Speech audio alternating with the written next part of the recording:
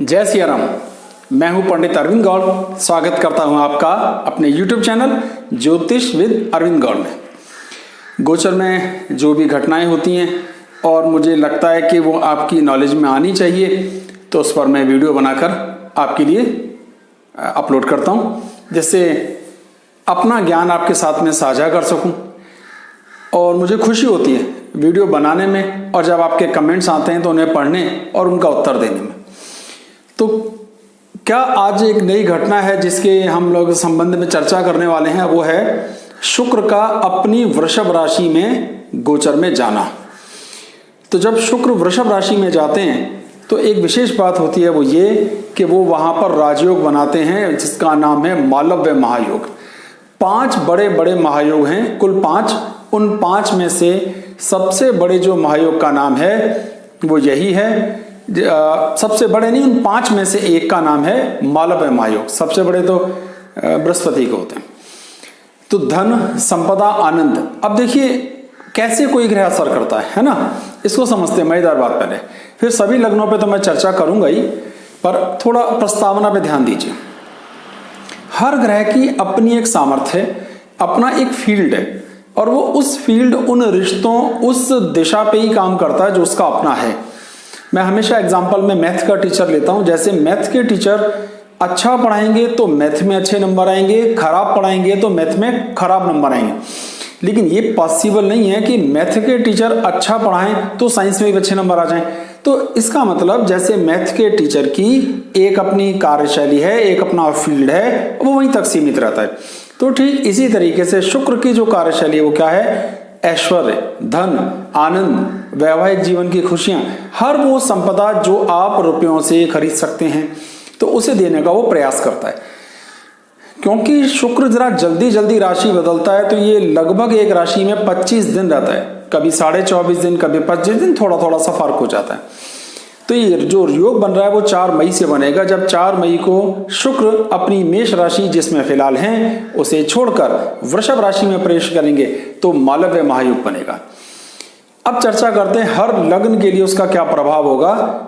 देखो, बुरा तो हो ही नहीं सकता क्योंकि वो राजयोग है, पर हर एक कुंडली में राजयोग नहीं बनता, पर वो स्वग्रही होंगे, ये हर एक कुंडली में फिक्स है।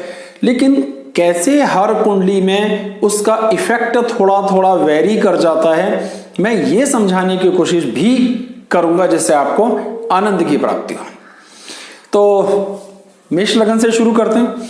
अब 3 हमारे पास मोटे मोटे क्राइटेरिया होते हैं ये देखने के कि वो वहां पर कारक है या अकारक, यानी ऑन दी होल वो शुभ फल देने वाला या अशुभ। आराम से समझिएगा, कोई मुश्किल नहीं है। पहला होता है त्रिक। त्रिक मतलब 3 ऐसे भाव जो बुरे समझे जाते हैं, 6ठा, 8वां और 12वां। अगर कोई ग्रह 6ठे, 8वें, 12वें का स्वामी है तो वो शुभ नहीं है, यानी उसकी कड़वाहट, उसकी बुराई बढ़ गई, वो अब हमें तनाव देने वाला बन गया, तकलीफ देने वाला बन गया। अब सिंपल बात समझ के देखिए, जो ग्रह बुरा है अगर वो बलवान है तो आपका कष्ट बढ़ेगा कि घटेगा। एग्जाम्पल, मान लीजिए आपके गली में एक आदमी रहता है जो बहुत बदमाश है, बुरा है, सारी गली को दुख देता है। उसकी ज्यादा ताकत बढ़ती जाएगी तो वो भला इंसान बन जाएगा या और बुरा होता जाएगा।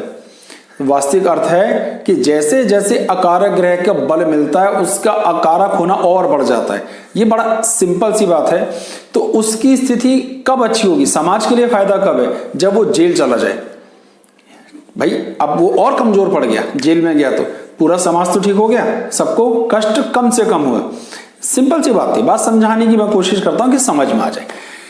तो मेष लगन से शुरू करते हैं, और मेष लगन की स्थिति पे ध्यान दीजिए क्या था। मेष के लिए वो कहां से शुरू करता है? दूसरे और 7वें भाव का। अच्छा, जो 3 क्राइटेरिया थे उसमें क्या थे, दोबारा ले लेते हैं। कि पहला होता है त्रिक, 6ठे, 8वें, 12वां, और दूसरा हम क्राइटेरिया लेते हैं, उससे कहते हैं त्रिषड आय, यानी तीसरा, 6ठा और 11वां। इन भावों का भी कोई अगर स्वामी होता है तो भी वो शुभ फल देने वाला नहीं है। अगर आप गौर करेंगे तो 6ठा भाव दोनों में कॉमन हो गया, और तीसरा होता है मार्केश, यानी दूसरा और 7वां। तो ये जो भाव हैं, अगर कोई ग्रह इनका स्वामी बनेगा, तीनों एक साथ आप स्क्रीन पे देख पा रहे हैं, तो वो शुभ फल नहीं देगा। अब मेष लगन में ध्यान देंगे तो शुक्र यहाँ कंफर्म मार्केश बनता है, दूसरे और सातवें भाव का स्वामी है। तो जो ग्रह मार्केश बनकर आ गया, इन 3 क्राइटेरिया में कोई एक या 2 या तीनों में आ गया, वो शुभ फल देने वाला नहीं रहा उस लग्न के लिए।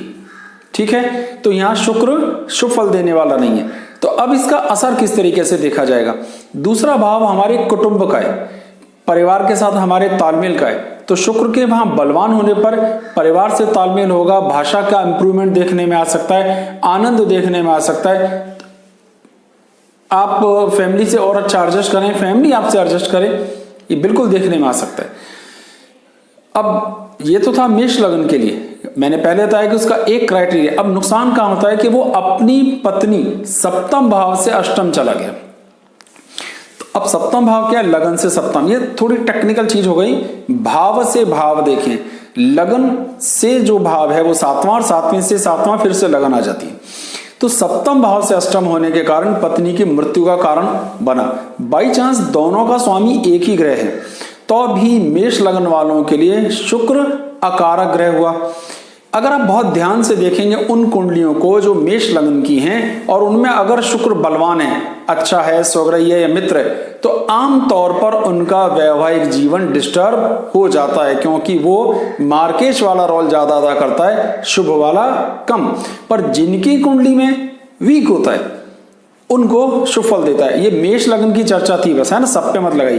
तो ऑन दी होल इसका क्या इंपैक्ट आएगा कि फैमिली की तरफ से, पेरेंटल इफेक्ट से मिलने वाली संपत्ति की तरफ से, बोली भाषा, व्यवहार, थोड़ा बहुत कविता लिखना, इस तरह के प्रभाव आपको देखने में आएंगे। थोड़ा आनंद बढ़ता हुआ दिखाई देगा, पत्नी से थोड़ी खींचतान होती हुई दिखाई दे सकती है। इसका मेष लगन पर यही इंपैक्ट होगा। वृषभ लगन की बात करते हैं। अच्छा, वृषभ लगन में क्या है कि जो भी ग्रह लगन का या केंद्रों का और त्रिकोण का स्वामी होता है वो अतीव शुभ फल देने वाला माना जाता है, जबरदस्त कारक माना जाता है। तो वो कारक हो गया।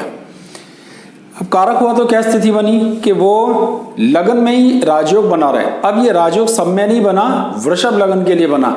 पहले अभी जो लगन आई तो शुक्र का राजयोग मालव्य महायोग बना, धन की प्राप्ति होगी, यश की। अब आप कह सकते हैं यहां पर कि वो तो छठे घर का स्वामी भी है, 3, 6, 11 में भी आया त्रिषडाय और 6, 8, 12 में भी आया तो बुरा हुआ।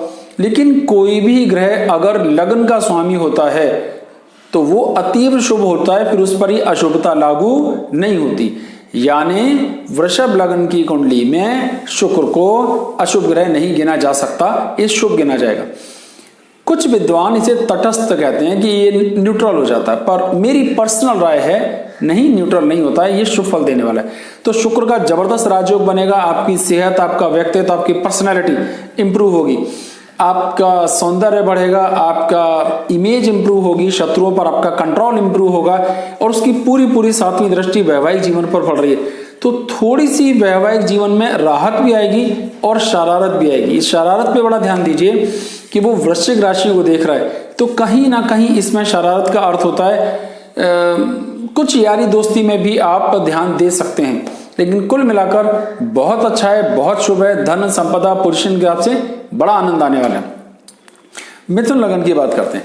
अब मिथुन लगन पे अगर आप ध्यान देंगे तो वो पंचम भाव का स्वामी है और 12वें भाव का स्वामी है। त्रिकोण का स्वामी होने के कारण वो शुभ हुआ, ठीक है, और 12वें भाव का स्वामी होने के कारण वो अशुभ हुआ। पर त्रिकोण की शुभता अधिक गिनी जाती है, इसलिए on the whole final result में मिथुन लगन वालों के लिए शुक्र एक शुभ ग्रह गिना जाता है। एक अलग रूल ये भी है कि 12वें भाव में शुक्र नेचुरल कारक समझा जाता है, वो उसका विशेष स्थान है, वहां वो अपनी उच्च राशि में आता है काल पुरुष की कुंडली में, इसलिए वो भी शुभ है। तो मिथुन के लिए भी स्थिति अच्छी है। लेकिन 12वें भाव में कोई ग्रह बलवान होगा तो क्या करेगा, खर्चे बढ़ाएगा। अब ये खर्चे बुरे नहीं होंगे, अच्छे वाले होंगे, जैसे कुछ सोना खरीदा, व्हीकल खरीदा, कुछ आनंद किया, कुछ यात्राओं पे गए, कुछ इन्वेस्टमेंट कर दिया, जिसका भविष्य में आपको लाभ या आनंद की प्राप्ति आपको होगी। तो अच्छा है, संतान की स्थितियां ठीक रहने वाली हैं, संतान के साथ तालमेल ठीक रहेगा, पढ़ाई लिखाई की पोजीशन भी ठीक रहने वाली है। तो मिथुन लगन के लिए सारी स्थितियां ठीक है, पर थोड़े खर्चे ज्यादा हो सकते हैं। एक कभी कभी ये भी देखने में आता है कि आवश्यकता से अधिक खर्च हो जाता है। आप एक खास एस्टीमेट लेकर गए थे मार्केट में, इतना ही खर्च करना है, लेकिन आपने क्या करा, फाइनली उस एस्टीमेट से ज्यादा पैसा खर्च कर दिया। तो मिथुन के लिए भी ऑन दी वाली सिचुएशन बड़ी शुभ है, शुभ फल देने वाली है, आनंद देने वाली है। कर्क लगन की बात करते हैं। अब कर्क लगन पे अगर हम ध्यान देंगे तो वो केंद्र का यानी चौथे भाव का स्वामी है, एक और 11वें भाव का भी स्वामी है। तो क्योंकि 11वां भाव बाद में आ रहा है तो कहीं ना कहीं कर्क लगन के लिए वो एक शुभ ग्रह नहीं है, यानी अकारक ग्रह है। अब अकारक ग्रह हो गया बलवान, क्योंकि वो तो अपने घर का मालिक है। तो आमदनी में तो निश्चित रूप से इंप्रूवमेंट आएंगे, इनकम बढ़ेगी और उस इनकम से होने वाले लाभ बढ़ेंगे। संतान के साथ भी स्थितियां थोड़ी थोड़ी एवरेज रहेंगी, थोड़ी अच्छी थोड़ी खराब, थोड़ा सा मतभेद भी देखने में आएगा। लेकिन चौथा घर प्रभावित होगा कि केंद्र का स्वामी यानी शुक्र अपने भाव से अष्टम भाव चला गया। तो माता जी के स्वास्थ्य को लेकर, घर के स्वास्थ्य को लेकर, परिवार में एडजस्टमेंट को लेकर के भी आपको दिक्कतें देखने में आ सकती। तो कर्क के लिए इसकी सिचुएशन बहुत अच्छी नहीं, पर इनकम इंप्रूवमेंट का फायदा तो होगा ही होगा, इसका आपको आनंद प्राप्त होगा। तो ये बहुत अच्छी स्थिति हो गई। सिंह लगन की बात करते हैं। अब सिंह लगन पे ध्यान दीजिए, तो वो तीसरे घर का स्वामी है और 10वें भाव का स्वामी है। तीसरा घर 3, 6, 11 में आ गया, इसलिए खराब हुआ, और 10वें का स्वामी है तो केंद्र में आया तो शुभ हुआ। ऑन दी होल उसकी शुभता ज्यादा है पर वो खराब भी है। तो सिंह के लिए ये एक एवरेज असर करने वाला है। अब 10वें भाव में सौगरई होने से फिर से राजयोग का निर्माण हुआ, जिसका नाम है मालव्य महायोग। तो स्टेटस को इंप्रूव करेगा, पोजीशन को इंप्रूव करेगा, धन को इंप्रूव करेगा, पिता से मिलने वाले सुखों को बढ़ाएगा, राज्य से, गवर्नमेंट से, सरकार से मिलने वाले रुतबे को बढ़ाएगा। आपको हर तरीके का लाभ होता हुआ दिखाई देगा। छोटे भाई बहनों के साथ तालमेल की स्थितियां भी थोड़ी इंप्रूव होती हुई दिखाई देंगी। लेकिन जिसका नुकसान होगा वो ये कि आप इतने सब के बाद भी व्याकुल महसूस करेंगे, तनाव महसूस करेंगे, लगेगा कि जितनी उम्मीद कर रहा था उतना नहीं हुआ, यानी बहुत मिलने के बाद भी बहुत मजा नहीं आ रहा। तो सिंह के लिए भी, क्योंकि ये बहुत कारक नहीं है, एक एवरेज पोजीशन देने वाला है, इसलिए धन भी बढ़ रहा है, पोजीशन भी बढ़ी, सब कुछ के बाद भी मन में उस उलाफी का, उस सुख का, उस आनंद का अनुभव नहीं हो पा रहा है। ये स्थिति भी देखने में आनी चाहिए। कन्या लगन की बात करते हैं। कन्या लगन के लिए जो स्थिति है वो ये है कि वो दूसरे भाव के स्वामी होने के कारण मार्केश हैं और 9वें भाव के स्वामी होने के कारण भाग्येश हैं। भाग्य की स्थिति मजबूत है क्योंकि वहां पर वो स्वग्रही होकर आए। तो कन्या लगन में इन्हें मार्केश ना गिन करके भाग्येश गिना जाता है, भाग्य की स्थितियों को हिसाब से देखा जाता है। तो भाग्य इंप्रूव होगा, पिता के सुख प्राप्त होंगे, दैवीय कृपाएं प्राप्त होंगी, पौत्र पौत्रों का सुख प्राप्त होगा, विद्या का भी सुख प्राप्त होगा, संतान से संतान के सुखों की हम बात देखते हैं। पंचम से पंचम भाव, भावात भावम के हिसाब से, तो संतान से संबंधित सुखों की भी प्राप्ति होगी। तो पिता का, संतान का, विद्या का, ज्ञान का, पौत्र पौत्रियों का, धन संपदा का, भाग्य का, दैवीय कृपाओं का, सारे योग अच्छे हैं।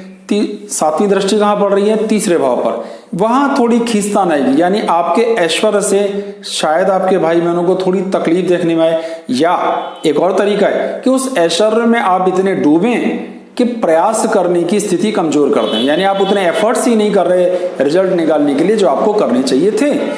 तो अधिक भाग्य का आनंद मिलने से आप कर्म के मार्ग से विमुख हो सकते हैं, ये थोड़ा सा ध्यान जरूर रखिएगा। तुला लगन की बात करते हैं। अब तुला लगन के लिए तो लग्न के ही स्वामी है और अष्टम के भी स्वामी है, पर मैंने एक रूल बताया आपको पहले कि कोई भी ग्रह अगर लग्न का स्वामी है तो उसमें अष्टमेश होने का दोष नहीं रहता। तो तुला लगन के लिए इसे स्वग्रही ही समझा जाएगा। लेकिन क्योंकि वो अष्टम भाव में स्वग्रही होकर के बैठे तो कहीं ना कहीं थोड़ी बहुत सेहत को दिक्कत आ सकती है, बहुत माइनर सी, थोड़ी सुंदरता को दिक्कत देखने में आ सकती है, थोड़ा धन, पर लमसम क्या रिजल्ट निकलेगा? टेंशन अपनी जगह, धन बढ़ेगा, पैसे कहीं ना कहीं से बढ़ने की संभावना दिख सकती है, और वो पैसे ब्लॉक भी होंगे, यानी कागज पर बढ़ रहे हैं बस कि इतने वहां से आ जाएंगे, इतने यहां से आ जाएंगे, लेकिन ऑन दी होल आए नहीं, या आए भी तो किसी के पास ब्लॉक हो गए, लेकिन भविष्य में आएंगे कभी ना कभी। अभी ब्लॉक होंगे तो क्या हुआ? तो तुला लगन के लिए भी ये जो शुक्र की स्थिति है ये कुछ हद तक शुभ फलदायी है, पर बहुत अधिक नहीं, पर एक एवरेज सिचुएशन। इसमें पैसे ब्लॉक ज्यादा होते हैं, डूबते नहीं है, ब्लॉक हो जाते हैं, कुछ समय के लिए रुक जाते हैं। वृश्चिक लगन के लिए बात करते हैं तो यहां स्थिति है कि वो मार्केश भी है और 6ठे, 8वें, 12वें के हिसाब से गिनते हैं तो 12वें घर का स्वामी भी है, तो ये अच्छी स्थिति नहीं। तो वृश्चिक के लिए वो एक शुभ फलदायी, या कम से कम उसे कहा जा सकता है कि वो कारक नहीं है, ठीक है। पर वो सप्तमेश होकर सप्तम में स्वग्रही, तो राजयोग बना रहे, और वो राजयोग क्या बना, शुक्र का मालव्य महायोग।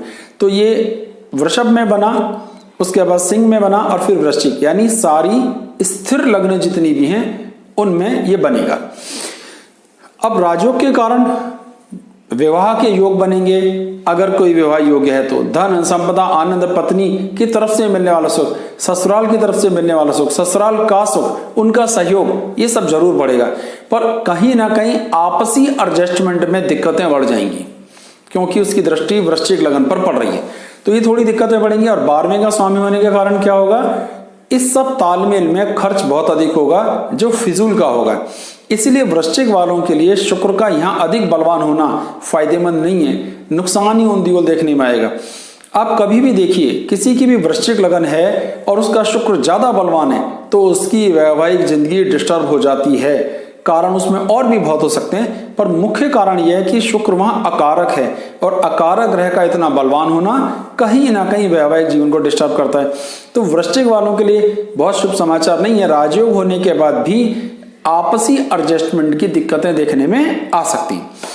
धनु लगन की बात करते हैं, तो धनु लगन के लिए स्थिति क्या है कि वो छठे भाव का स्वामी और 11वें भाव का। अब 6, 8, 12 में भी आ गया, 3, 6, 11 में भी आ गया, तो ये हुआ मैक्सिमम खराब। छठे भाव में जब हम काल पुरुष की कुंडली देखते हैं तो अपनी नीच राशि में होता है, शत्रु पक्ष के लिए होता है, तो ये उसकी मैक्सिमम खराब हालत है। अब छठे भाव का स्वामी हो गया स्वग्रही, यानी अकारक ग्रह बलवान हुआ, तो क्या हुआ, ये आमदनी को भी थोड़ा प्रभावित करेगा, पर शत्रुओं पर विजय प्राप्त करवाएगा। अब गौर कीजिए, शत्रु होंगे तभी तो आप उनसे लड़ोगे, और लड़ोगे तभी तो जीतोगे। लेकिन अगर शत्रु ही ना हो तो न लड़ना पड़ा न जीतना पड़ा। तो धनु का अर्थ क्या निकला धनु वालों के लिए, कि शत्रु भी बनेंगे, उन्हें आप जीत भी लोगे। तो बनाते रहिए शत्रु, उन्हें जीतते रहिए, बनाते रहिए और उन्हें जीतते रहिए। ऑन दी होल क्या मिला, फायदा तो कुछ हुआ ही नहीं। तो धनु वालों को भी इसका विशेष लाभ नहीं होगा, थोड़ी स्वास्थ्य को भी दिक्कत आएंगी, कर्ज की स्थिति आएंगी, कुछ कर्ज देने की स्थिति भी आ सकती है। कभी कभी ये भी देखने में आता है आपने कर्ज ले लिया पर उसकी अदायगी आपसे नहीं हो पा रही है, तो ये कोई बहुत अच्छा फल उन्हें प्राप्त होने की उम्मीद नहीं है। मकर लगन की बात करते हैं, तो मकर लगन के लिए वो केंद्र का भी स्वामी है और त्रिकोण का भी स्वामी है, यानी 5वें भाव का भी स्वामी है, दशम का भी, पंचमेश और दशमेश, इसे केंद्र त्रिकोण राजयोग कहते हैं। बहुत ही जबरदस्त बात हो गई। और पंचम भाव में स्वग्रही, अत्यधिक शुभ फल देने वाला, जबरदस्त कारक बनता है, स्टेटस को इंप्रूव करेगा, पोजीशन को इंप्रूव करेगा, पिता से राज्य से मिलने वाले सुख संपदाओं को इंप्रूव करेगा, इनकम इंप्रूव करेगा, संतान के साथ तालमेल इंप्रूव करेगा, संतान की पैदाइश की स्थितियां इंप्रूव होंगी, उनकी पढ़ाई लिखाई, अपनी विद्या, अपनी एजुकेशन इंप्रूव होगी, सही मौके पे सही फैसले लेने की सामर्थ्य इंप्रूव होगी। किसी तरह का कोई नुकसान होता हुआ नहीं दिख रहा है, बहुत शुभ फल प्राप्त होंगे और बड़ा मजा आने वाला है, आनंद ही आनंद प्राप्त होगा। कुंभ लगन की बात करते हैं। अब कुंभ लगन के लिए भी सेम स्थिति रिपीट होती है। वो चौथे भाव यानी केंद्र का भी स्वामी बनेगा और नवम भाव यानी त्रिकोण का भी। तो फिर केंद्र त्रिकोण राजयोग कुंभ लगन के लिए बना, जबरदस्त कारक है, बहुत शुभ। और राजयोग का भी निर्माण हुआ मालव्य महायोग, क्योंकि वो केंद्र में आया। तो जिन 4 लग्नों में बना वो कौन सी थी, सारी स्थिर लगन। स्थिर लगन कैसे, 2 यानी वृषभ, सिंह, वृश्चिक और कुंभ, इन 4 लग्नों में उसने मालव्य महायोग बनाया। बहुत शुभ है, धन संपदा आनंद यश, माँ के साथ तालमेल की स्थितियां, मकान की, वाहन के सुंदर योग, कुछ प्लानिंग्स, कुछ घूमने की प्लानिंग्स, कुछ विदेश जाने की प्लानिंग्स बन सकती हैं, हायर एजुकेशन में फायदा हो सकता है, भाग्य इंप्रूव होगा, पिता से सुख मिलने का योग बनेगा, इनकम इंप्रूव होगी, रुतबा इंप्रूव होगा। लेकिन इन सब में कहीं ना कहीं थोड़ी इमेज खराब हो, हल्का सा देखने में आ सकता है, बहुत मामूली, क्योंकि उसकी दशम दृष्टि शत्रु दृष्टि पड़ रही है, वो कोई बहुत बढ़िया नहीं है वृश्चिक पर। तो एक एवरेज स्थिति ये बनी कि 90% बहुत ही शुभ है कुंभ लगन वालों के लिए, हर तरीके से बढ़िया ही बढ़िया। आखिरी लगन मीन। अब मीन लगन पे ध्यान दीजिए, तो वो तीसरे घर का स्वामी है और अष्टम भाव का स्वामी है। 3, 6, 11 के हिसाब से खराब हुआ, 6, 8, 12 के हिसाब से खराब हुआ, तो अत्यधिक खराब सिचुएशन मेंटेन करता है, उनके लिए बहुत अकारक है। इतने अकारक ग्रह का बलवान होने का थोड़ा नुकसान ही होता है कि आपकी जमा पूंजी पर फर्क पड़ेगा, वो पैसे ब्लॉक होंगे या खर्च हो जाएंगे। जब फायदा होगा तब का तब होगा, पर अभी नुकसान, थोड़ी हेल्थ को भी दिक्कतें देखने में आएंगी। पर तीसरे भाव में सगड़ई होने के कारण क्या हुआ, आपके भाइयों के साथ तालमेल की स्थितियां इंप्रूव हो सकती हैं, आप थोड़े एक्स्ट्रा मेहनती हो सकते हैं, आप अधिक एफर्ट्स करेंगे, अधिक प्रयास करेंगे, इन प्रयासों का आपको सुख देखने में आएगा।